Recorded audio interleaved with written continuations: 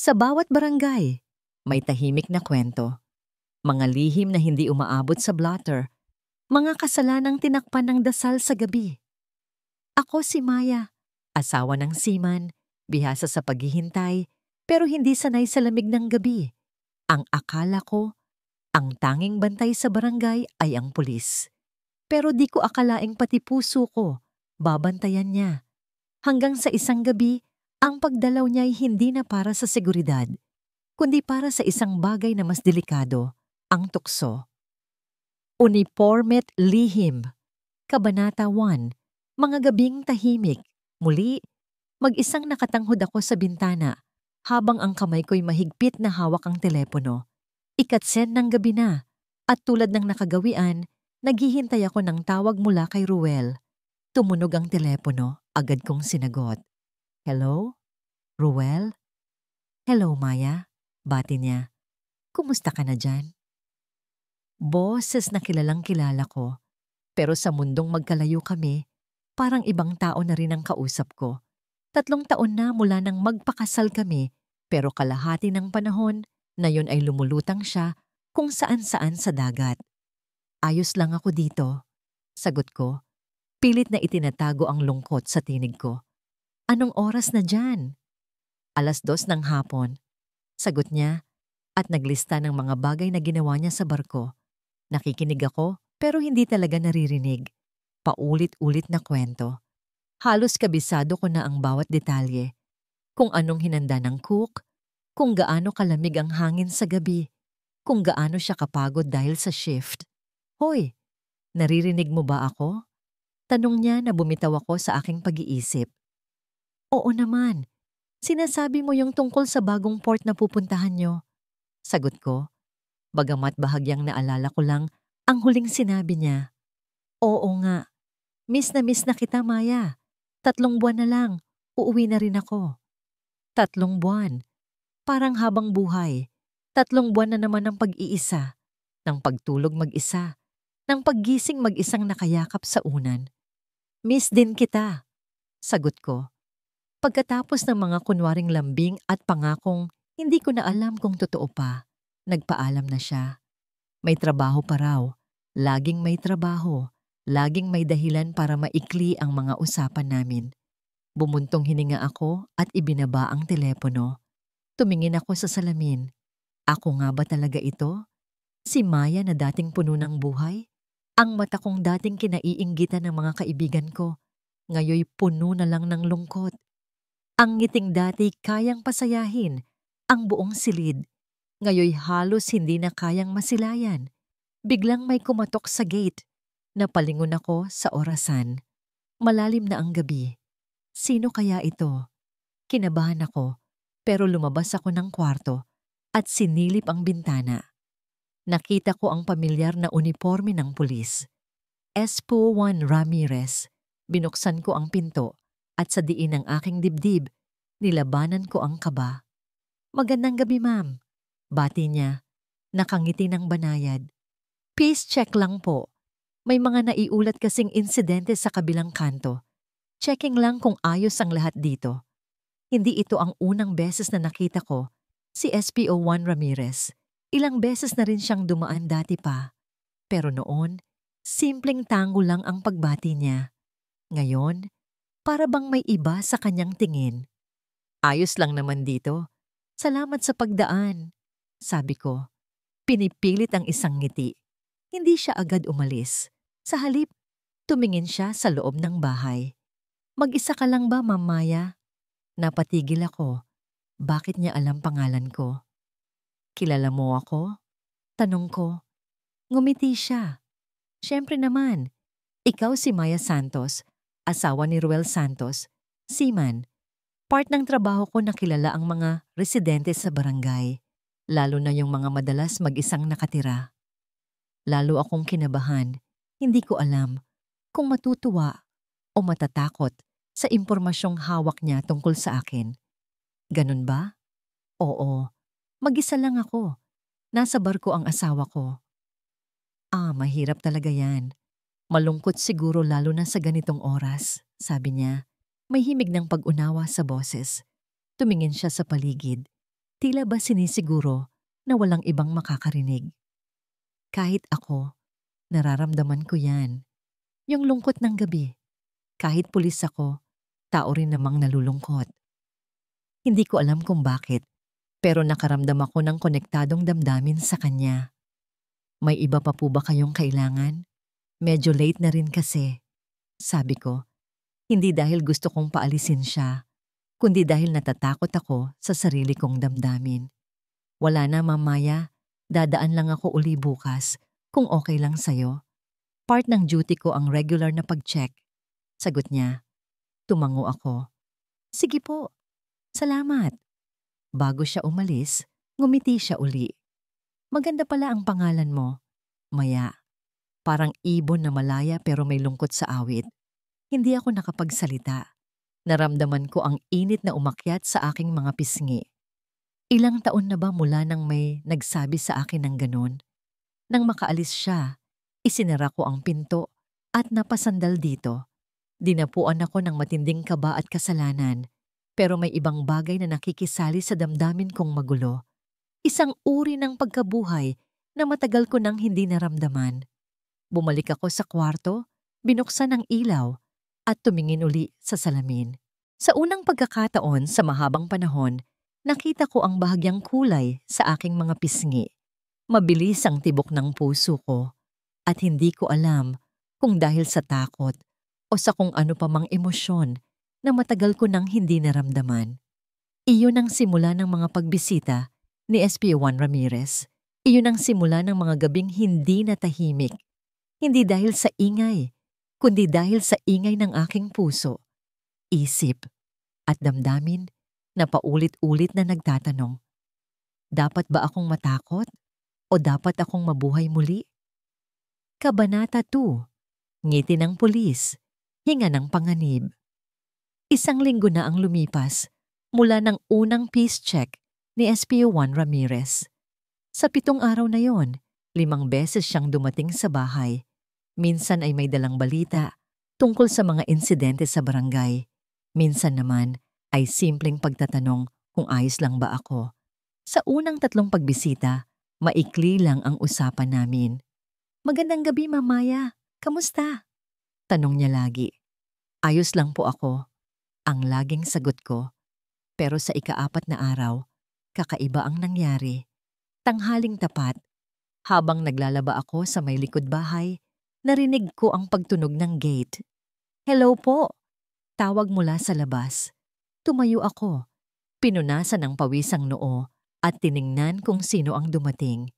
Si SP1 Ramirez, naka-uniforme kahit na tanghali. Ay SP1 Ramirez, tanghali pa po ah. Sabi ko, hindi inaasahan ang pagdating niya. Maya na lang itawag mo sa akin. Hindi naman ako naka-duty ngayon. Sabi niya, ngumiti. May dala siyang supot na plastic. Dumaan lang ako, may dalang merienda. Napansin ko kasi, kapag dumadaan ako sa gabi, hindi ka yata masyadong kumakain. Ha? Paano mo nalaman? Gulat kong tanong. Napahiya siya ng kaunti. Napansin ko lang. Madalas kang payat tignan. Tapos napapansin ko yung basurahan sa labas. Kakaunting laman. Pero kung ayaw mo naman, hindi. Mabilis kong sagot. Salamat. Pasok ka. Napangiti siya at pumasok sa loob. Naghahanap ako ng pinaglalagyan para sa 2 kakanin na dala niya. Siya na may naupo sa maliit na silya sa hapagkainan. Unang beses mo bang bumisita sa tanghali? Tanong ko habang naghahanda ng kape para sa kanya. Oo, nagkataon lang na wala akong duty ngayong araw. Usually, gabi ako nagpapatrolya. Sagot niya. Umupo ako sa tapat niya at kumain kami ng kakanin. Tagal na ba ng asawa mo sa barko? Tanong din niya. 6 na buwan na. Sagot ko. 3 buwan pa bago siya umuwi. Tumango siya. Mahirap yan. Malungkot siguro. Nasanay na rin. Sabi ko. Bagaman alam kong hindi totoo yon. Hindi ka talaga masasanay sa ganitong klaseng pag-iisa. Pero iba pa rin yung may kasama ka. Iba pa rin yung may kausap, di ba? Sabi niya, tumingin ng diretso sa mata ko. Hindi ko alam kung bakit, pero napabilis ang tibok ng puso ko. Ang tingin niya, hindi iyon ang tingin ng isang pulis sa inaalagaang residenteng babae. Iyon ang tingin ng isang lalaki sa isang babaeng pinagmamasdan. Hindi ka ba takot na mag-isa dito? Sunod niyang tanong. Tumawa ako ng kaunti.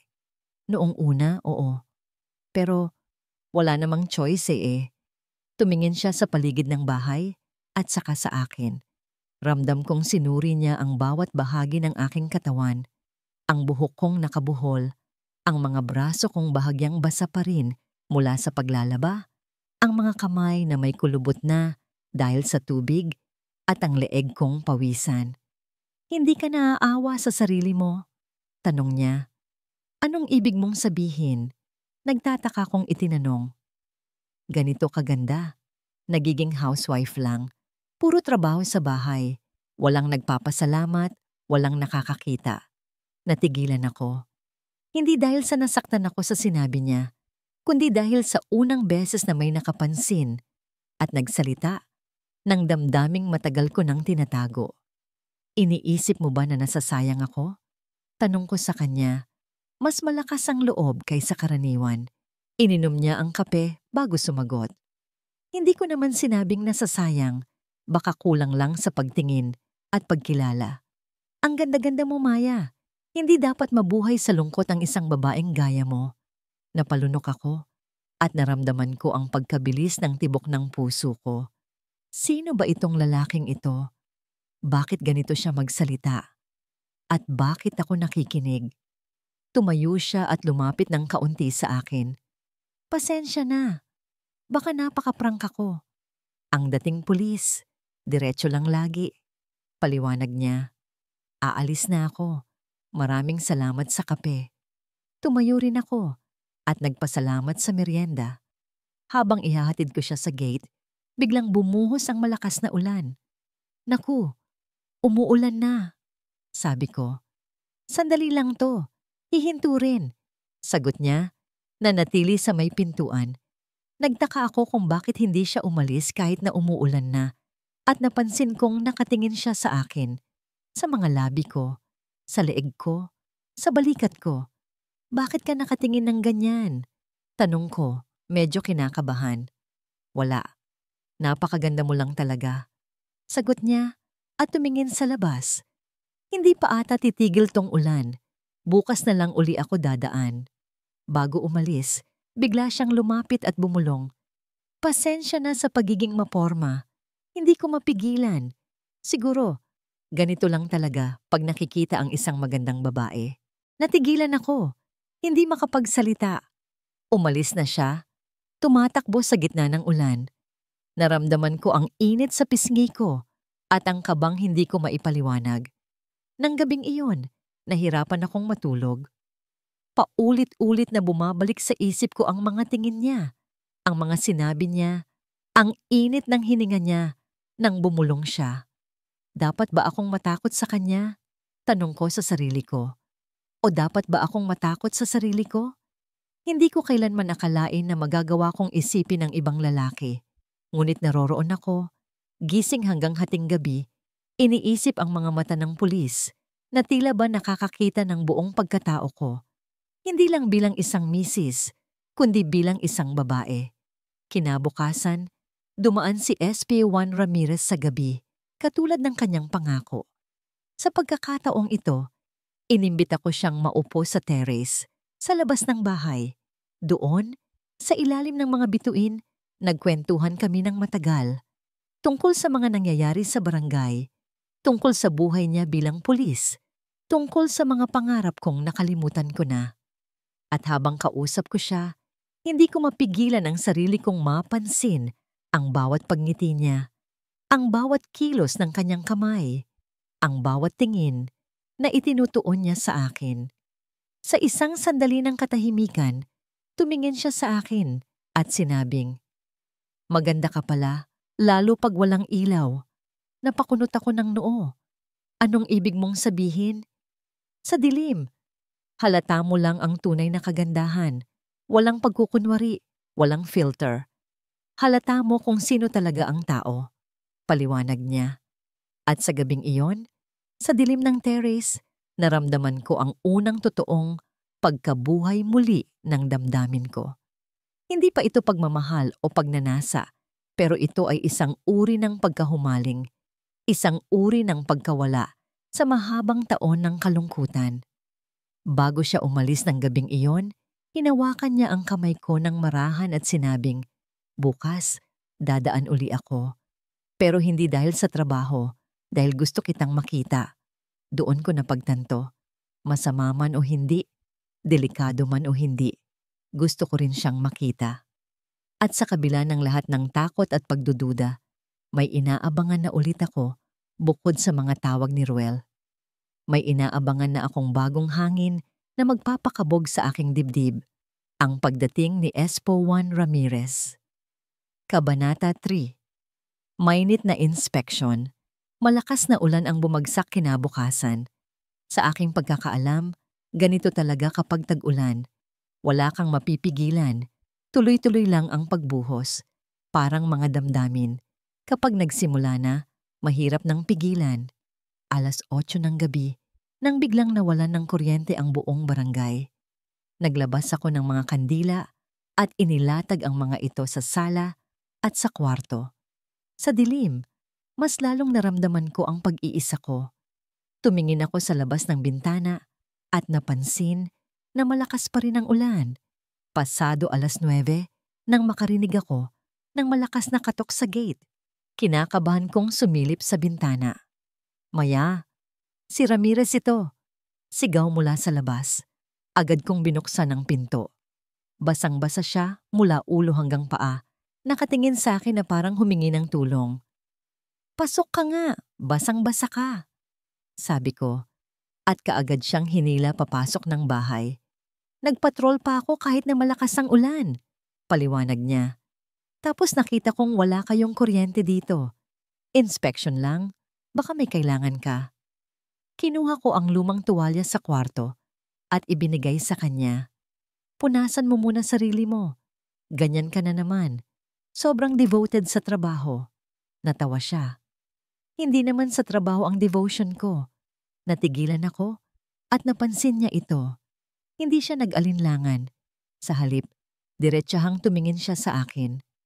"Devotion ko sa pagbisita sa'yo." Sabi niya, walang pagtatago. Bumilis ang tibok ng puso ko. "Huwag kang mag-alala. Malamang ibabalik din ang kuryente maya-maya." Sabi ko, iniiwas ang usapan. "Hindi ako nagmamadali," sabi niya. "At hindi rin ako nag-aalala sa kuryente. Minsan, mas maganda ang dilim. Naaalala mo ba ang sinabi ko sa'yo noong nakaraan? Na mas maganda raw ako pag walang ilaw?" Tanong ko. Hindi ko inaasahang maalala ko pa pala yun. Tumango siya at lumapit. Ramdam ko ang amoy ng ulan sa kanyang buhok, ang init ng kanyang presensya sa harap ko. Habang pinupunasan niya ang sarili, napahawak siya sa aking balikat para makuha ang balanse. Sa sandaling iyon, tumigil ang oras. Ang kamay niyang basa sa ulan ay unti-unting dumausdos mula sa aking balikat papunta sa braso ko. Mabagal, halos hindi mo mapapansin, pero ramdam na ramdam ko ang bawat segundo. "Pasensya na," bulong niya. Nadulas lang ako, pero hindi niya inalis ang kamay niya. At hindi ko rin siya pinigilan. "Maya?" Tawag niya sa pangalan ko. Mas malambing kaysa dati. "Napakaganda mong babae. Nasasayang ka dito. Mag-isa." "Hindi ako mag-isa," sagot ko. Kahit na alam kong kasinungalingan yon. May asawa ako. Nasaan siya ngayon? Hindi ako makasagot. Lumapit siya ng bahagya. Ang distansya sa pagitan namin ay halos mawawala na. "Maya?" bulong niya ulit. Hindi ako nagsisinungaling. At alam kong ikaw rin, hindi mo mapigilan ang nararamdaman mo. Hindi ko alam kung ano ang nararamdaman ko. Sagot ko, nanginginig ang boses. "Ako alam ko ang nararamdaman ko," sabi niya. "Simula noong nakita kita sa kalsada, ilang linggo na ang nakakaraan. Habang nagwawalis ka sa tapat ng bahay niyo, alam ko nang may kakaiba sa'yo." May lungkot na hindi ko maipaliwanag. May kagandahang hindi nabibigyang pansin. May puso na gustong-gusto kong pasayahin. Mga salitang hindi ko narinig mula kay Ruel sa napakatagal na panahon. Mga salitang nagbibigay buhay sa akin bilang babae, hindi bilang asawa. Ramirez, sabi ko, sinusubukang pigilan ng sarili. Hindi tama ito. Tama ba na pabayaan kang malungkot dito? Mag-isa? Gabi-gabi? Tanong niya. Tama ba na yung asawa mo nasa malayong lugar habang ikaw dito, naghihintay na parang estatwa? Tama ba yun, Maya? Hindi ko alam kung paano sasagutin ang tanong niya. Dahil sa kaibuturan ng puso ko, alam kong may punto siya. At doon, sa gitna ng sala, sa liwanag ng kandila, habang ang ulan ay bumabagsak sa bubong, lumalabo ang lahat ng prinsipyo at pangakong iniingatan ko. Ayoko pang gumawa ng mali, sabi ko sa kanya, kahit na ang katawan ko ay nagsusumamo ng ibang bagay. Hindi ko hihingiin na gumawa ka ng mali, sagot niya. Gusto ko lang bigyan ka ng kasiyahan na matagal mo nang hindi nararamdaman. At saka, dahan-dahan, inilapat niya ang kanyang mga labi sa akin. Mula sa paglapat, naging isang halik. Mabagal pero may pagnanasa. Maingat pero may pangungulila. Hindi ko siya tinulak palayo. Sa halip, ipinikit ko ang mga mata ko at hinayaan ang sarili ko na maranasan muli ang mainit na sensasyon na lubusang nakalimutan na ng katawan ko. Ang halik ay tumagal ng ilang segundo. Nang humiwalay siya, nakatingin siya sa akin na parang naghihintay ng sagot o ng reaksyon. Pasensya. Simula niya, pero hinawakan ko ang kanyang mukha at muling idinampi ang aking mga labi sa kanya. Sa pangalawang halik nawala na ang lahat ng pag-aalinlangan. Bumagsak ang lahat ng depensa. Walang asawa, walang pangako, walang obligasyon. Tanging ang init, ang pananabik, at ang malalim na pagnanasang matagal kong itinago. Habang papalim ng papalim ang aming halik, ramdam kong hinuhubad niya ang basang t-shirt niya. Ramdam ko ang kalamigan ng kanyang basang balat at ang init ng kanyang hininga. Maya, bulong niya, gusto mo ba talaga ito? Hindi ako sumagot ng salita. Sa halip, hinila ko siya papunta sa loob ng kwarto, kung saan ang tanging liwanag ay mula sa dalawang kandilang nakalatag. Doon, sa dilim, sa ilalim ng mga kumot, naging isa kami. Bawat hawak, bawat halik, bawat daing. Isang malaking kasalanan, ngunit isang matamis na kasiyahan. Sa gitna ng aming mga katawan na nagtatagpo, narinig ko ang sarili kong tumatangis, hindi dahil sa sakit, hindi dahil sa lungkot, kundi dahil sa labis na saya, ang uri ng kasiyahang matagal kong hinanap at ngayoy nahanap ko sa bisig ng ibang lalaki. Habang nararamdaman ko ang kanyang lakas na bumabayo sa bawat bahagi ng aking katawan, ipinikit ko ang mga mata ko at binulong ang pangalan niya. Hindi Espo Juan Ramirez, kundi Gio, pangalang ibinulong niya sa akin habang hinahalikan niya ang aking leeg, habang hinahaplos niya ang aking balakang. Noong gabing iyon, sa gitna ng ulan at dilim, isuko ko ang aking katawan at kaluluwa sa isang lalaking hindi ko asawa. At sa kabila ng lahat ng alam kong mali, hindi ko mapigilang isipin na ito ang unang pagkakataon na nakaramdam ako ng tunay na kasiyahan sa loob ng napakatagal na panahon. Kabanata 4, lihim sa likod ng pintuan. Nagising ako sa unang sinag ng araw na tumatama sa aking mukha. May bahagyang sakit sa aking katawan, isang matamis na pagod na matagal ko na ring hindi naramdaman. Naramdaman ko ang bigat ng bisig na nakapulupot sa aking baywang. Dahan-dahan akong lumingon. Si Gio, Spon Ramirez, nakahiga katabi ko, hubad na hubad, matiwasay na natutulog. Bigla akong sinidlan ng matinding takot at kalituhan. Anong ginawa ko? Tumayo ako mula sa kama nang hindi siya ginigising. Kinuha ang duster na nahulog sa sahig kagabi at isinuot ito. Pumunta ako sa banyo at tiningnan ang sarili ko sa salamin. Puno ng mga marka ang aking leeg at balikat.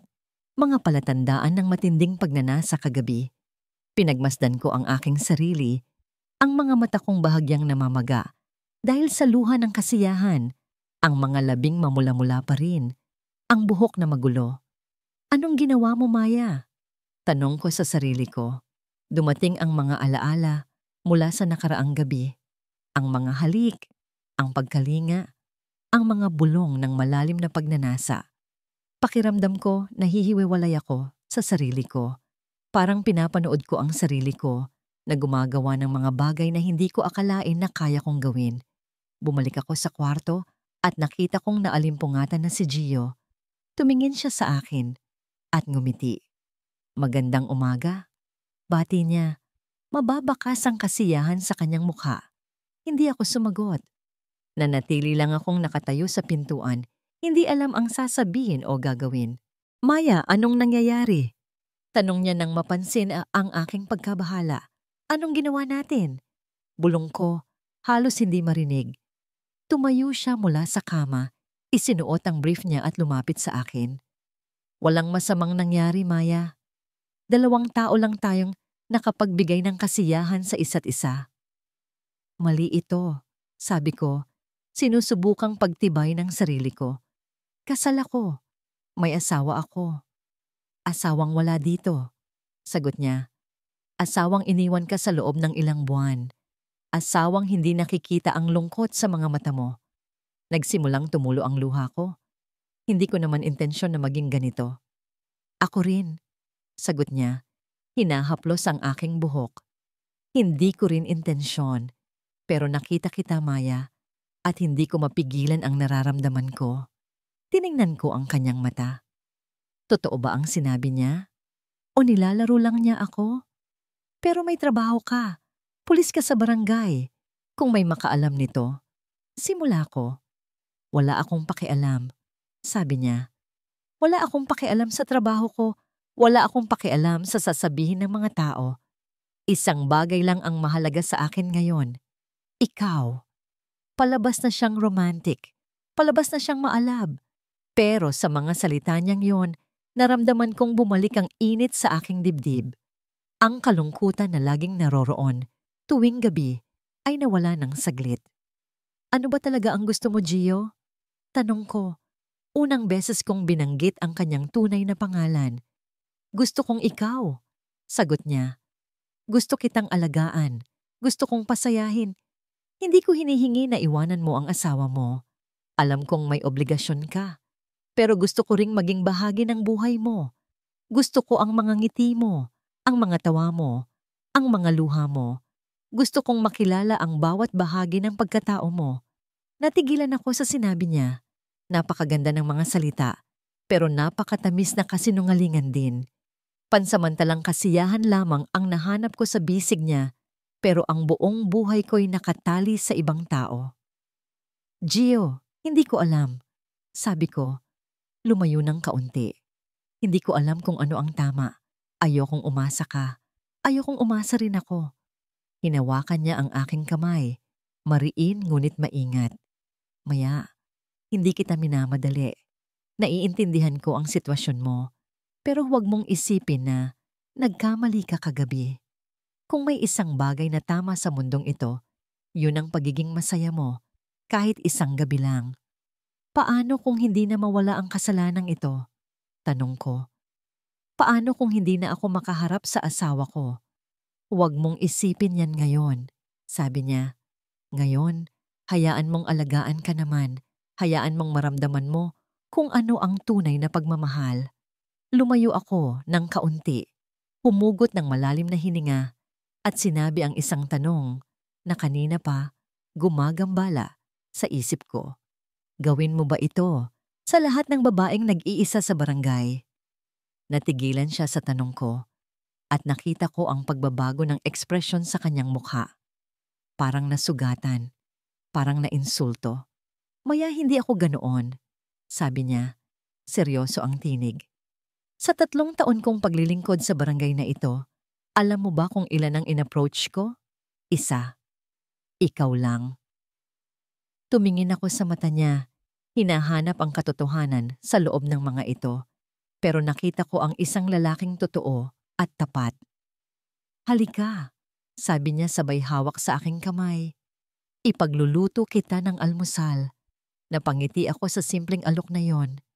Ganoon ba kadali para sa isang tao na makalimot ng kasalanan, na magpatuloy lang parang walang nangyari? Pero sinundan ko siya papunta sa maliit na kusina. Habang nagluluto siya ng itlog at sinangag, napatingin ako sa kanya. Nakahubad pa rin ang itaas ng katawan niya at kitang-kita ko ang lakas ng kanyang likod, ang kakaibang init ng kanyang presensya sa kusina na yon na laging puno ng kalungkutan. "Alam mo," sabi ko habang pinapanood ko siyang maghalo ng itlog, 3 taon na akong hindi nakakatikim ng almusal na hindi ko inihanda. Ngayon, subukan mong huwag makialam." Sabi niya, nakangiti. "Umupo ka lang dyan at panonoorin mo ang aking husay sa pagluluto." Nakangiti, tumabi ako sa kanya at sinimulan kong gawing buhok ang kanyang buhok na medyo kulot at magulo. "Sanay ka na bang magluto para sa ibang tao?" tanong ko. "Noon, oo," sagot niya. "Dati akong may girlfriend, 5 taon kami. Pero umalis siya, napagod din siyang maghintay." "Maghintay?" tanong ko. "Sa schedule ko, sa trabaho ko, sa panganib. Mahirap din ang trabaho ng isang pulis, alam mo. Hindi rin regular ang oras, hindi rin sigurado kung uuwi." Napaisip ako. Sa ilang paraan, ang sitwasyon ng asawa ko at ni Gio ay pareho lang pala. Pareho silang may trabaho na nangangailangan ng sakripisyo, ng paglayo, ng pag-iwan. Pareho silang hindi sigurado kung kailan makakauwi. "Pero iba ako," sabi niya, biglang natigil sa pagluluto. "Iba ako kay Ruel. Kasi ako, kahit gaano kahirap, gagawa ng paraan para umuwi sa'yo." Tumahimik ako. Napakaganda ng salitang iyon. Pero paano ko malalaman kung totoo? Hindi ko rin naman inakala na iiwan ako ni Ruel ng ganito kalungkot. Hindi ko rin naman inakala na magkakaroon ako ng ganitong uri ng paglabag. "Maya!" tawag niya. "Kung ayaw mo akong umalis, hindi ako aalis. Kung gusto mo akong iwanan, iiwanan kita. Pero kung gusto mo akong magpatuloy na maging bahagi ng buhay mo, gagawin ko ang lahat para protektahan ka, alagaan ka, at pasayahin ka." Ang mga salitang yon ay tumama ng diretsong sa puso ko. Tumingin ako sa mga mata niya. Naghahangad ng katotohanan. Nakita ko ang sinseridad, ang pagnanasa, ang pangako. Tumayo ako at lumapit sa kanya. Hinawakan ko ang kanyang muka at hinayaan kong magsalita ang aking puso sa pamamagitan ng isang halik. "Alam kong mali ito," bulong ko sa kanya. Pero hindi ko pa naramdaman ang ganitong uri ng kasiyahan sa loob ng mahabang panahon. Hindi ko alam kung anong gagawin ko, Gio. "Hayaan mong ako ang bahala sa lahat," sabi niya. Hinahaplos ang aking buhok. "Walang malalaman. Manananitiling lihim natin ito." Hindi ko pa rin maintindihan ang nararamdaman ko. Ang pagkalito, ang saya, ang takot, ang lungkot. Lahat ng ito ay nagsasabay-sabay sa puso ko. Pero may isang bagay na hindi ko maitatanggi. Sa unang pagkakataon sa mahabang panahon, naramdaman kong may halaga pa ako bilang babae. Hindi lang bilang asawa ng isang taong laging wala. Kabanata. Ang tawag sa hating gabi. 2 linggo na ang nakalipas mula nang magsimula ang lihim na relasyon namin ni Gio. 2 linggong puno ng mga halik sa dilim, mga yakap sa ulan, at mga bulong ng pagmamahal sa tuwing siya'y dumarating sa gabi. Kadalasan, nagdadahilan siyang nagpapatrolya siya sa gabi para makapunta sa bahay ko. Minsan, naka-civilian siya at bumabalik sa presinto na suot ang uniforme pagkatapos ng ilang oras na kasama ko. Sa loob ng 2 linggong iyon, unti-unting nagbago ang pakiramdam ko sa sarili ko. Hindi na ako ang babaeng naghihintay na lang, nakatanaw sa bintana, Hinihintay ang tawag ng asawa. Ngayon, ako'y isang babaeng may sariling lihim. Isang lihim na pinagmumulan ng adrenaline, kasiyahan at kasalanan. Isang gabi, habang magkayakap kami sa kama, biglang tumunog ang telepono. Tumayo ako agad. Kinakabahan. "Sino yan?" tanong ni Gio. "Si Ruel yata." Sagot ko. Nanginginig ang boses. "Sagutin mo," sabi niya. Mahinahon. Wala siyang malalaman. Kinuha ko ang telepono, humugot ng malalim na hininga at sinagot ito. "Hello? Maya?" Boses ni Ruel, mas malinaw kaysa sa karaniwan.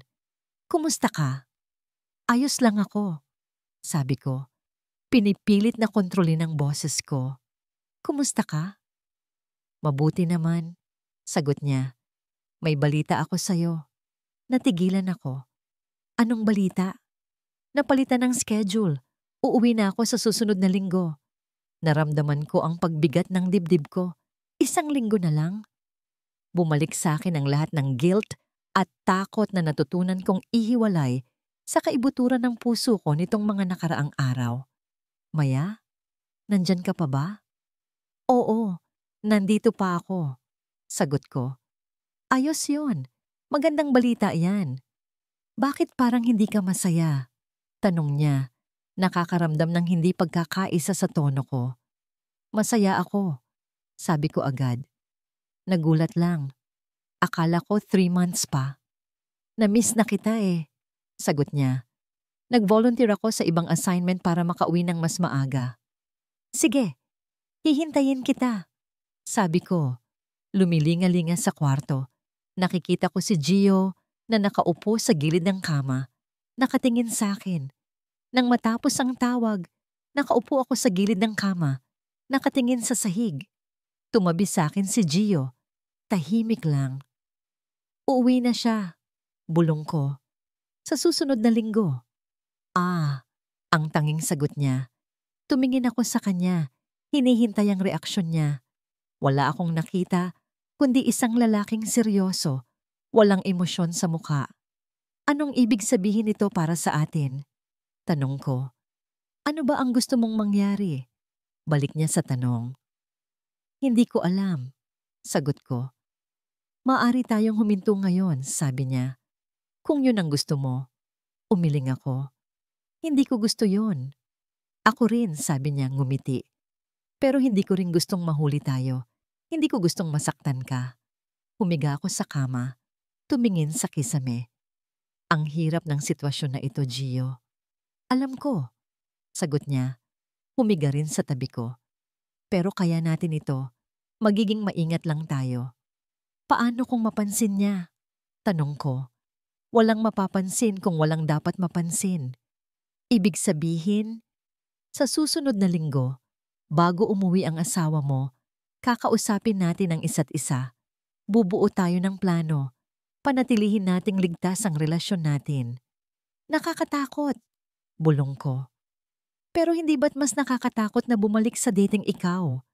Yung laging nag-iisa, laging naghihintay, laging walang kasiyahan?" Pinisil ko ang kanyang kamay. "Oo, mas nakakatakot nga yun."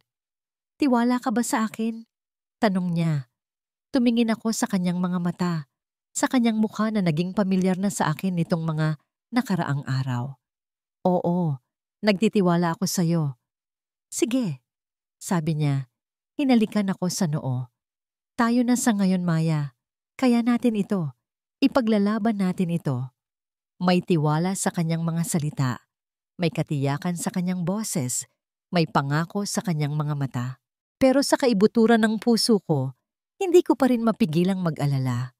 Sa pagkakatagpo ng dalawang mundo, ang buhay ko kay Ruel at ang bagong buhay ko kay Gio, anong mundo ang mawawasak? Kabanata 6.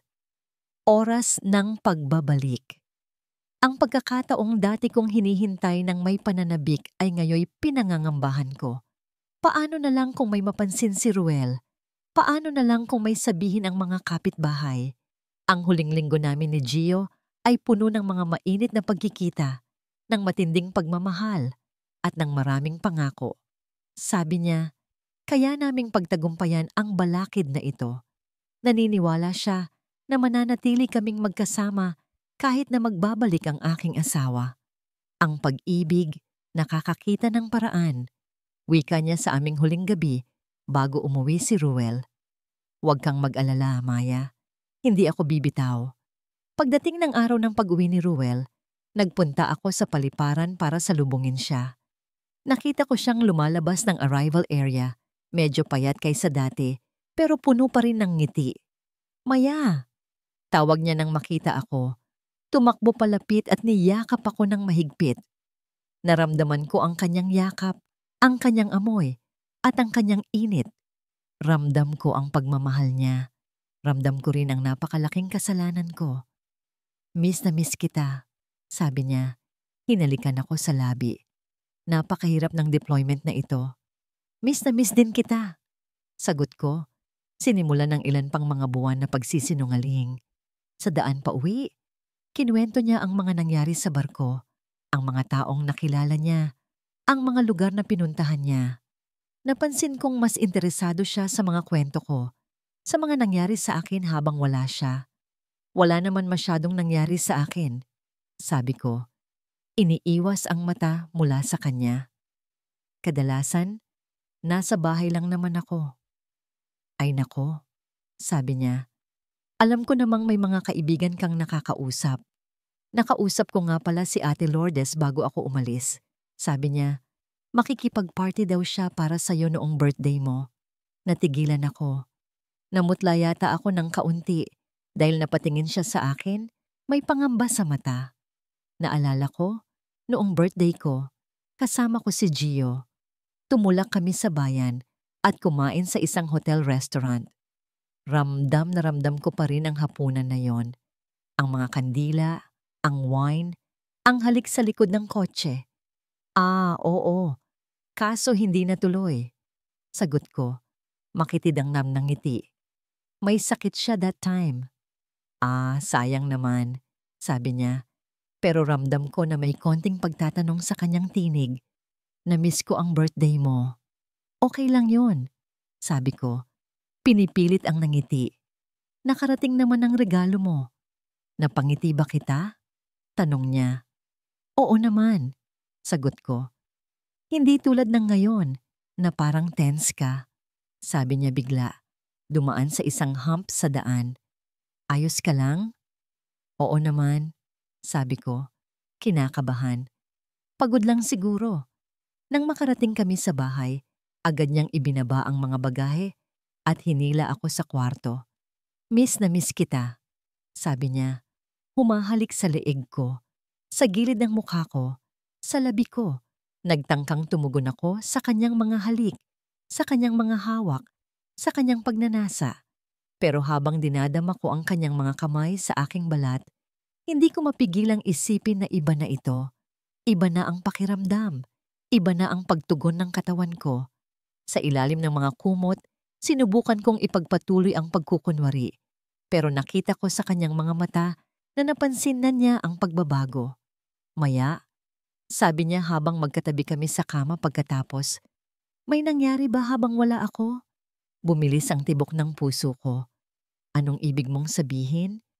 Iba na ang pakiramdam mo, sabi niya. Parang iba na ang reaksyon mo sa akin. Imahinasyon mo lang yun, sabi ko. Umupo sa kama, nakatingin sa bintana. Pagod lang siguro ako. Tumayo siya at lumapit sa may bintana. Maya, mahal kita. Ano man ang nangyari habang wala ako, gusto kong malaman. Gusto kong maintindihan. Wala namang nangyari, sabi ko. Pinipilit ang nangiti. Normal lang na awkward ang una nating gabi ulit, di ba? 6 na buwan na kitang hindi nakikita. Napayuko siya. Oo, tama ka. Pasensya na. Naramdaman ko ang lungkot sa kanyang boses at alam kong hindi siya kumbinsido sa aking mga salita. Kinaumagahan, habang nagluluto siya ng almusal, hindi ko maiwasang isipin ang huling almusal na inihanda sa akin ng ibang tao, ng ibang init, ng ibang pakiramdam. Maya, Tawag niya mula sa kusina. May gusto kang specific na almusal? Kahit ano, sagot ko. Ngunit hindi ko masabi na gusto kong ipakita niya sa akin kung paano siya nagluluto ng itlog, tulad ng ginawa ni Gio noong nakaraan. Bumangon ako at pumunta sa kusina. Niyakap ko siya mula sa likod. Sinusubukang buhayin ulit ang dating pakiramdam. Namiss kita, sabi ko sa kanya, bulong sa kanyang tenga. Talaga? Tanong na niya. Kasi kagabi, parang hindi. Pagod lang talaga ako, sabi ko. Pero ngayon, gising na ako. Ngumiti siya at naramdaman ko na bahagyang nagsimulang mabuhay ulit ang dating aming mundo. Pero sa ilalim nitong muling pagbuhay, patuloy na umaagos ang alaala ng ibang lalaki, ibang mundo, ibang buhay. Habang ihahatid ko si Ruel sa community center para makipagkita sa mga kaibigan niya, biglang may nag-text sa phone ko. Naramdaman ko ang pagkabog ng aking dibdib nang makita ko ang pangalan, Police Ramirez. Isinilid ko ang phone sa aking bulsa agad, ni hindi man lang binasa ang mensahe. Kumakabog ang dibdib ko. Sino yun? Tanong ni Ruel. Barangay lang, sagot ko. Pagsasanay para sa Fire Safety Month. Sabi niya, tumango. So nakakausap mo pala ng madalas ang mga tao sa barangay? Hindi naman, sabi ko. Iniiwas ang mata mula sa kanya. Minsan lang. Tumigil kami sa community center at bago bumaba si Ruel, hinalikan niya ako. Maya, sabi niya, alam mo naman na mahal kita, di ba? Oo naman, sagot ko. Pero naramdaman kong hindi siya kumbinsido. Ano man ang nangyayari, sabi niya. Alam kong kaya nating ayusin ito. Buhos lang ng buhos ang pag-ibig, Maya. Napatingin ako sa kanya, sa mata niyang puno ng pagmamahal at pag-intindi. Sa mata niyang walang kamalay-malay sa katotohanang nilalakbay ko ngayon. Napaisip ako, paano kung alam niya lang? Paano kung sabihin ko sa kanya ang lahat? Ruel, simula ko, pero hindi ko maituloy. Maya, tanong niya, may sasabihin ka ba sa akin? Tumingin ako sa mata niya, mata ng asawa kong mahal ko rin naman talaga, kahit anong nangyari. Wala, sagot ko. Wala. Kung nagbago ang damdamin mo sa akin, hindi, sabi ko. Pinipilit na kontrolin ang emosyon. Mahal kita. Tumango siya. Naiintindihan niya ang sinabi ko. Sige, babalik ako mamaya. Maghahanda ako ng dinner para sa atin. Pagkaalis ni Ruel, binasa ko ang text message ni Gio. Maya, kailangan kitang makita. Importante. Mamaya, pumunta ka sa park. 4 p.m. Naramdaman kong bumilis ang tibok ng puso ko. Ano kayang nangyari? Ano kaya ang gustong sabihin ni Gio sa akin? 4:00 ng hapon, pumunta ako sa park. Nakita ko siyang nakaupo sa isang bangko nakatingin sa malayo. Nang makita niya ako, tumayo siya at lumapit.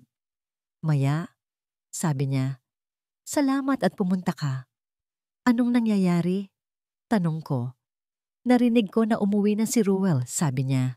Diretsahan. Kamusta? Gio, sabi ko. Hinawakan ang kanyang kamay. Hindi ko alam kung kaya ko pang ituloy ito. Ano ba ang ibig mong sabihin? Tanong niya. Nakita ko ang kalituhan sa kanyang mata. Alam ni Ruel na may nagbago sa akin, sabi ko. Naramdaman na niya. Hindi pa naman siguro niya alam na tungkol sa atin. Sagot niya. Kinakabahan. Hindi pa, sagot ko. Pero hindi ko na alam kung kaya ko pang ituloy ito. Ang hirap, Gio.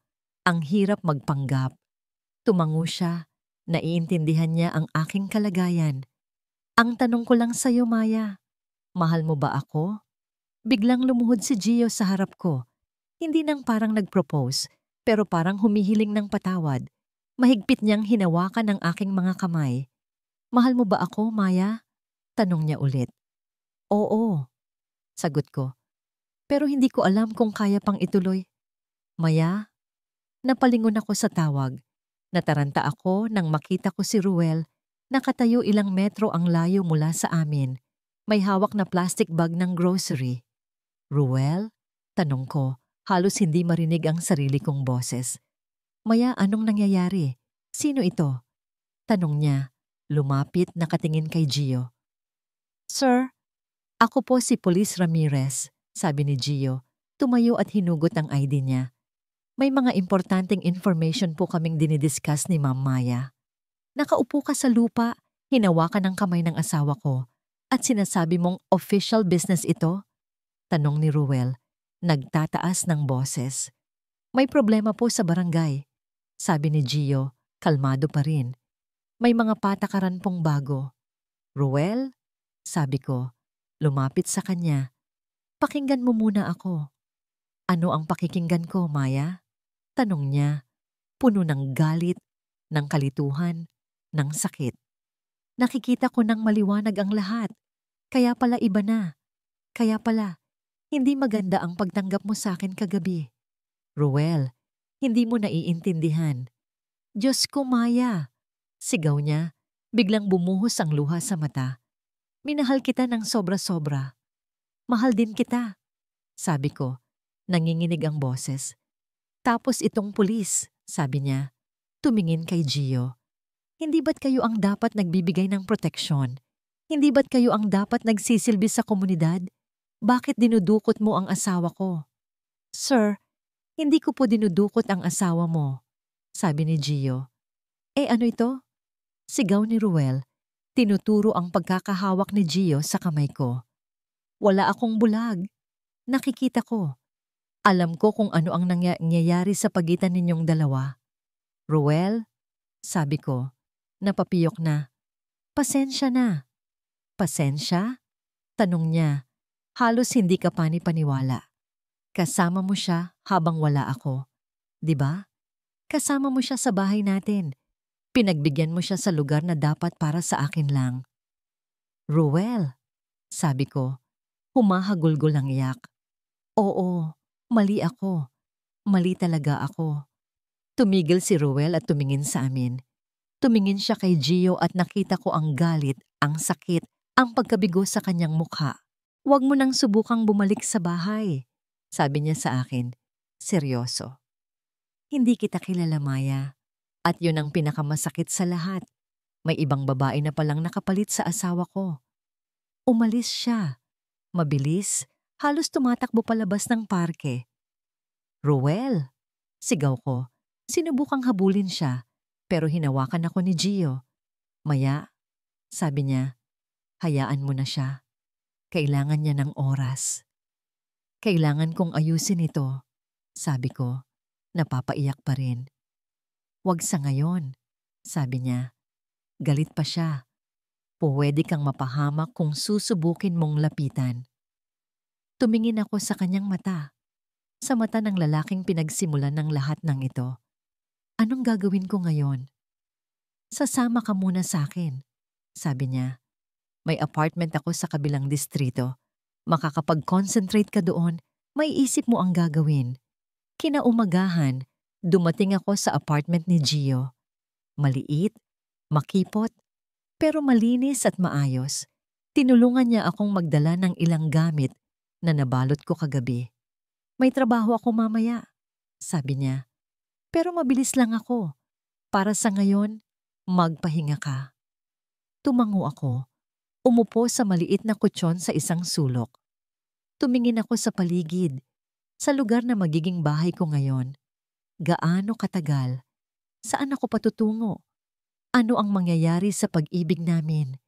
Lahat ng katanungang yon, sagot, ay naroroon ang katanungan ng buong pagkatao ko. Sino na si Maya? Kabanata 7. Ang bagong mundo. Isang linggo na akong nakatira sa apartment ni Gio. Isang linggo na akong hindi nakakatulog ng maayos. Isang linggo nang puno ng kalituhan ang aking isipan. Maya, tawag ni Gio. Dala-dala ang isang tasa ng mainit na kape. Uminom ka nito. Tinanggap ko ang kape at ngumiti ng pilit. Naupo siya sa tabi ko sa maliit na sofa. Hinawakan ang aking balikat. Kumusta ang tulog mo? Tanong niya. Pareho lang. Sagot ko. Hindi pa rin ako sanay sa bagong kama.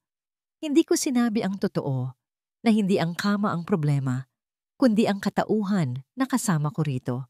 Hindi ako sanay sa amoy ni Gio sa umaga, sa tunog ng kanyang paghinga habang natutulog, sa paraan ng kanyang paglakad, sa paligid ng maliit na apartment. Hindi dahil ayaw ko ang mga ito. Sa katunayan, gustong-gusto ko. At iyon nga ang problema. Gustong-gusto ko ang lahat sa kanya, pero hindi ko maiwasang isipin na mali ang lahat ng ito. May pasok ako ngayon, sabi niya, pero babalik ako ng maaga. Magdadala ako ng dinner. Hindi mo na kailangang mag-alala sa akin, sabi ko. Nakakaabala na ako sa'yo. Maya, sabi niya, hinawakan ang aking kamay. Huwag mong isipin na pabigat ka. Gusto kitang kasama rito. Tumango ako, pero sa loob-loob ko, iniisip ko kung gaano katagal ito magtatagal. Gaano katagal bago siya mapagod sa akin. Gaano katagal bago niya makita na mali ang desisyon niya na tanggapin ako sa kanyang buhay. Babalik ako mamaya, sabi niya. Hinalikan ako sa noo. Tatawagan kita sa tanghalian. Pagkaalis ni Gio, nanatili akong nakaupo sa sofa, iniisip ang mga nangyari sa nakalipas na linggo. Sinubukan kong tawagan si Ruel ng ilang beses, pero hindi niya sinasagot ang aking mga tawag. Nag-text ako sa kanya, nag-email, pero walang sagot. Sa tanghali, tumunog ang telepono ko. Napabilis ang tibok ng puso ko, umaasang si Ruel na ito. Pero nakita ko ang pangalan ni Gio sa screen. Hello? Sagot ko. Maya, kamusta? Boses ni Gio, medyo nababahala. May problema? Anong nangyari? Tanong ko, kinakabahan. Si Ruel, nandito siya sa presinto, naghahain ng reklamo. Natigilan ako. Anong reklamo? Pananakit, sabi niya. Sinasabi niyang sinaktan ko siya noong araw na nakita niya tayo sa park. Pero hindi naman totoo yun. Sigaw ko. Hindi mo siya sinaktan. Alam ko, sabi niya. Kalmado pa rin. Pero may mga testigo raw siyang dala. 2 tao na nakakita raw sa atin sa park. Sino? Hindi ko alam. Pero Maya, nag-aalala ako para sa'yo. Baka puntahan ka niya dyan. Gio, sabi ko. Nanginginig ang boses. Anong gagawin natin? Magtiwala ka sa akin, sabi niya. Ayusin ko ang lahat. Pagkatapos ng tawag, hindi mapakali ang isip ko. Baka puntahan ako ni Ruel? Pero alam ba niya kung nasaan ako? At bakit siya nagsisinungaling tungkol sa pananakit? May kumatok sa pinto ng apartment. Maya? Isang boses ng babae. Maya, alam kong nandyan ka. Lumapit ako sa pinto, kinakabahan. Sino yan? Si Lourdes, sagot ng boses. Kapitbahay mo. Binuksan ko ang pinto at nakita ko si Ate Lourdes, ang kapitbahay namin ni Ruel na laging nagbibigay sa akin ng prutas tuwing linggo. Ate Lourdes, sabi ko, nagulat. Paano mo nalaman na nandito ako? Nasabi sa akin ni Ruel. Sagot niya. Pumasok sa apartment na parang sarili niyang bahay. Nag-alala siya sa'yo. Nag-alala siya? Tanong ko, nagulat. Akala ko galit siya. Galit, oo. Sabi ni Ate Lourdes, naupo sa sofa. Pero nag-aalala pa rin. Ikaw pa rin ang asawa niya, Maya. Naupo ako sa tabi niya, napayuko. Gusto ko siyang kausapin. Ayusin ang lahat. Maya? Sabi ni Ate Lourdes, seryoso ang tinig. Alam mo ba ang ginagawa ni Ruel ngayon? Oo, sagot ko. Naghahain siya ng reklamo laban kay Gio. Hindi lang yun, sabi niya. Nagsimula na siyang maghain ng annulment papers. Naramdaman ko ang pagkadurog ng puso ko. Annulment? Oo, sabi niya. Sabi niya, hindi na raw siya magtatagal sa isang relasyon na sira na. Pero, Maya, putol ni Ate Lourdes, hindi ko hinajudge ang ginawa mo. Pero nakita ko kung gaano kasaya si Ruel nang malaman niyang uuwi siya ng maaga. Binilhanan kanya ng regalo. Nagplano siya ng surprise dinner. Naluha ako sa sinabi niya. Hindi ko sinasadyang saktan siya, ate. Alam ko, sabi niya, hinawakan ang aking kamay. Pero ano ang gagawin mo ngayon? Sa tingin mo, saan ka patutungo? Hindi ko alam. Sagot ko, totoo ang bawat salita. Maya, sabi ni Ate Lourdes, alam mo ba kung ano ang sinasabi ng mga tao sa barangay? Umiling ako. Sinasabi nilang itinatapon mo ang lahat. Ang asawa mong mabait, ang bahay mong komportable, ang buhay mong tahimik para sa isang relasyong walang kasiguraduhan. Hindi nila naiintindihan. At naiintindihan mo ba? Tanong niya, diretsahan. Alam mo ba kung anong klaseng lalaki si Gio Ramirez? Natigilan ako. Ano ang ibig mong sabihin? Maya, sabi niya, bumaba ang boses. Hindi raw ito ang unang pagkakataon. May iba pang mga babaeng iniwan ng asawa nila para kay Gio Ramirez. Mga babaeng nag-iisa rin, tulad mo. Hindi ako naniniwala sa'yo. Sabi ko, tumayo mula sa sofa. Sinabi sa akin ni Gio, na ikaw lang, na espesyal ka? Sabi ni Ate Lourdes, tumayo rin. Sinabi rin niya yan kay Linda, sa kabilang barangay. Sinabi rin niya yan kay Elena, sa munisipyo. Umalis ka na, sabi ko. Nagsimulang manginig ang boses ko. Hindi totoo ang sinasabi mo. Maya, sabi ni Ate Lourdes, lumapit sa akin. Umuwi ka na. Kausapin mo si Roel. Hindi pa huli ang lahat. Paano kung hindi niya na ako tanggapin? Tanong ko, naiiyak na. Hindi mo malalaman kung hindi mo susubukan. Sagot niya. Pagkaalis ni Ate Lourdes, naupo ako sa sofa, naghihintay kay Gio. May kaguluhan sa isip ko, nagtatalo ang puso at isipan ko. Pagdating ni Gio, nakita niya agad na malungkot ako. Anong nangyari? Tanong niya, naupo sa tabi ko. May bumisita sa akin. Sagot ko. Si Ate Lourdes, nakita ko ang pagkagulat sa kanyang mukha. Ano ang sinabi niya sa'yo? Na naghahain na raw ng annulment si Roel. Natigilan siya. Maya, pasensya na. Gio, sabi ko, tumingin sa kanyang mata. Totoo ba na may iba ka pang mga babaeng inilayo sa asawa nila? Nakita ko ang pagbabago ng ekspresyon sa kanyang mukha. Ang gulat, ang takot, ang pagtatangka na magtago ng katotohanan. Sinong nagsabi sa'yo niyan? Tanong niya. Tumayo mula sa sofa. Totoo ba? Tanong ko ulit. Napayuko siya. Huminga ng malalim. Hindi ko sinasadyang mangyari ang mga yon, Maya. Naramdaman ko ang pagkadurog ng puso ko. Ilang beses na. Maya, ilang beses na, Gio? Tanong ko. Tumataas ang boses. 2. Sagot niya. Bago ka. At anong nangyari sa kanila? Hindi siya sumagot. Ano? Ang nangyari sa kanila? Tanong ko. Pilit na kinokontrol ang emosyon. Nagbago ang damdamin ko. Sagot niya, totoo. Pero Maya, sa'yo iba. Tumawa ako. Isang tawang walang tuwa. Ganyan din ba ang sinabi mo sa kanila? Maya, sabi niya, lumapit sa akin. Magtiwala ka sa akin. Paano ako magtitiwala sa'yo pagkatapos ng lahat ng ito? Tanong ko. Ginawa mo akong tanga, Gio. Hindi, sabi niya. Hinawakan ang aking mga balikat. Totoo ang nararamdaman ko para sa'yo. Tumingin ako sa kanyang mata. Hinahanap ang katotohanan doon. Pero nakita ko lang ang isang lalaking sanay na sa mga kasinungalingan, sa paglalaro ng damdamin, sa pagpapanggap ng pag-ibig.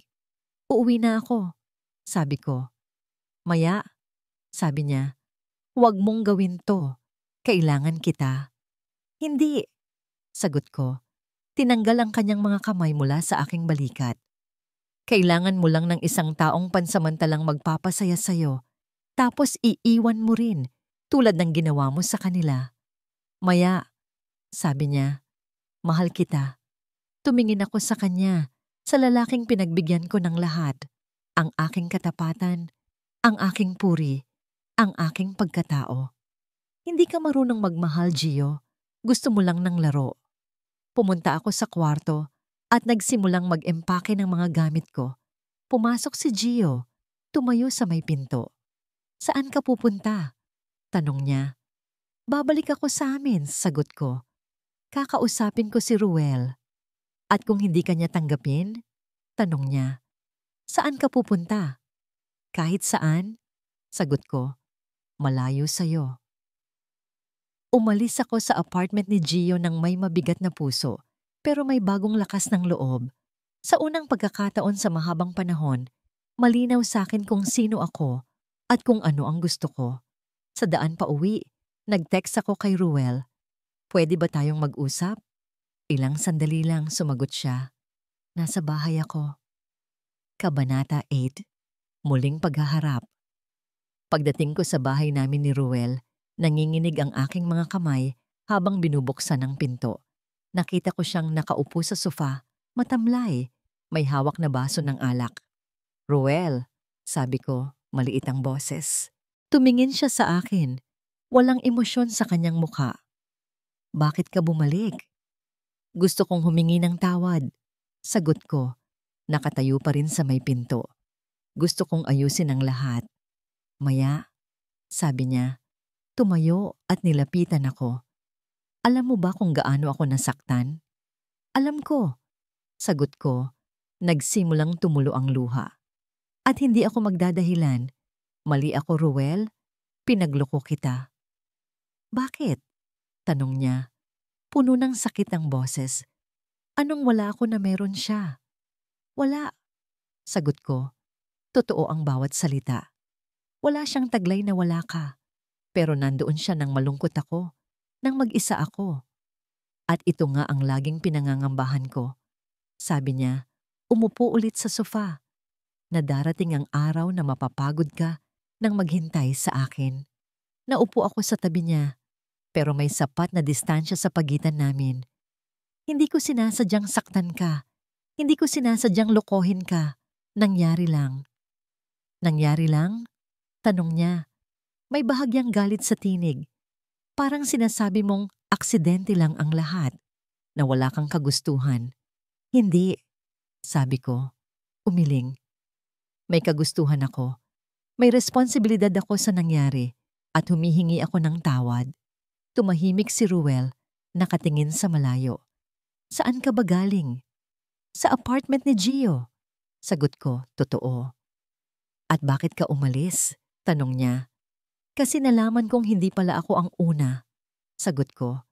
May iba pa siyang mga babaeng inilayo sa asawa nila. May pattern siya, Ruel. Tumango si Ruel para bang alam na niya ito. Narinig ko nga yan. May mga kwento sa barangay. Bakit hindi mo sinabi sa akin? Tanong ko. Paano ko sasabihin? Galit ako, Maya. Galit na galit ako sa'yo at sa kanya. Naiintindihan ko. Sabi ko. Napayuko. Nag-usap kami ng matagal. Sinabi ko ang lahat ng nangyari mula nang umalis siya. Hindi ako nagtago ng detalye. Hindi ako nagsinungaling. Pinakinggan niya ako. Minsan nagagalit, minsan naiiyak, pero hindi siya umalis. Maya, sabi niya pagkatapos kong magkwento, hindi ko alam kung kakayanin kong patawarin ka. Naiintindihan ko. Sagot ko. Tumayo mula sa sofa. Maari akong umalis ngayon kung gusto mo. Hindi, sabi niya. Hinawakan ng aking kamay. Ayokong umalis ka. Pero sinabi mo, hindi ko alam kung kakayanin kong patawarin ka ngayon. Sabi niya, diin sa huling salita. Pero hindi ibig sabihin na hindi ko kakayanin balang araw. Tumingin ako sa kanya, sa mata ng lalaking minahal ko sa loob ng maraming taon. Anong gagawin natin? Magsisimula tayo ulit, sabi niya. Dahan-dahan. Paano yung annulment? Tanong ko. Wala akong inaayos na annulment. Sagot niya. Sinabi lang yun ni Ate Lourdes para bumalik ka. Natigilan ako. Sinungaling siya? Hindi rin, sabi ni Ruel. Ngumiti ng kaunti. Nagplano ako, pero hindi ko natutuloy. Ayaw kong iwanan ka, Maya. Kahit anong mangyari. Ruel? Sabi ko, naluha. Hindi ko alam kung ano ang gagawin ko. para mapanumbalik ang tiwala mo. Magsisimula tayo dahan-dahan, sabi niya. Hinawakan ang aking kamay. Araw-araw, hahawakan ko ang iyong kamay at araw-araw, pipiliin kong magtiwala sa'yo ng kaunti. Hanggang dumating ang araw na kaya ko nang buksan ang puso ko sa'yo ulit ng buo. Gusto kong subukan, sabi ko. Totoo ang bawat salita. Gusto kong ipaglaban ang relasyon natin. Maya, sabi niya, hindi madaling ayusin ang nasirang tiwala. Pero kung pareho tayong handang subukan, baka may pag-asa pa. Nang gabing iyon, natulog ako sa guest room. Hindi pa normal ang lahat. Hindi pa maayos ang lahat. Pero may pag-asa na. Isang maliit na liwanag sa dulo ng madilim na lagusan. Kabanata 9. Pagsisimula muli. 5 buwan na ang lumipas mula nang bumalik ako sa bahay namin ni Ruel. 5 buwan na puno ng pag-iyak, ng mahihirap na usapan, ng mga saglit ng katahimikan, at paminsan-minsan ng matatamis na sandali ng pagtawa. Maya, tawag ni Ruel habang nagluluto ako ng hapunan. May sulat para sa'yo. Lumapit siya sa akin. May hawak na sobre. Napatingin ako sa return address at natigilan. Galing sa korte. Sabi niya, hinawakan ang aking balikat. Patungkol kay Gio. Binuksan ko ang sobre at binasa ang sulat. Isang subpina para humarap sa korte bilang witness sa isang kaso laban kay Gio. Anong kaso? Tanong ko kay Ruel. Hindi ko alam. Sagot niya. Tapat. Pero nabalitaan ko na sinampahan siya ng kaso ng iba pang mga babaeng naloko niya. Dapat ba akong pumunta? Tanong ko, naguguluhan. Ikaw ang magdedesisyon, sabi niya. Hinawakan ang aking kamay. Pero kung pupunta ka, sasamahan kita. Tumingin ako sa kanya, sa mga mata ng lalaking unti-unting nagtitiwala sa akin ulit. Salamat. Nang gabing iyon, habang magkatabi kaming nakahiga sa kama, hindi na sa magkahiwalay na kwarto, kundi sa iisang kama ulit. Napaisip ako sa lahat ng nangyari sa loob ng 1 taon. Ruel, sabi ko, nagsisisi ka ba na nagpatawad ka sa akin? Tumingin siya sa akin, nag-iisip. Hindi ako nagsisisi. Bakit? Dahil mahal kita. Simple niyang sagot. At dahil nakikita kong sinisikap mong ayusin ang sarili mo, ang ating relasyon. Paano mo nalaman na karapat-dapat akong patawarin? Hindi ko alam. Sagot niya totoo. Hindi ko alam kung karapat-dapat ka, kung karapat-dapat ang kahit sino. Pero pinili kong magpatawad dahil ayokong mawala ka. Ayokong mawala tayo. Maraming salamat, sabi ko, yumakap sa kanya. Maya, sabi niya, gusto kong malaman mo na hindi pa tayo perpekto. Hindi pa ako perpekto. Minsan, nangangamba pa rin ako. Minsan, napapaisip pa rin ako kung totoo na ba ang lahat ng sinasabi mo. Normal lang yon, sabi ko, naiintindihan. Deserve mong magkaroon ng oras para maghilom. Pero gusto ko ring malaman mo, sabi niya, na kada araw, mas lumalaki ang tiwala ko sa'yo. Kada araw, mas nagiging buo ang paniniwala ko na kaya nating ayusin ito. Sa mga linggong iyon na naroroon kami sa korte, nakita ko ulit si Gio. Mas payat siya, mas matamlay, at hindi na ganoon kasigla ang mga mata.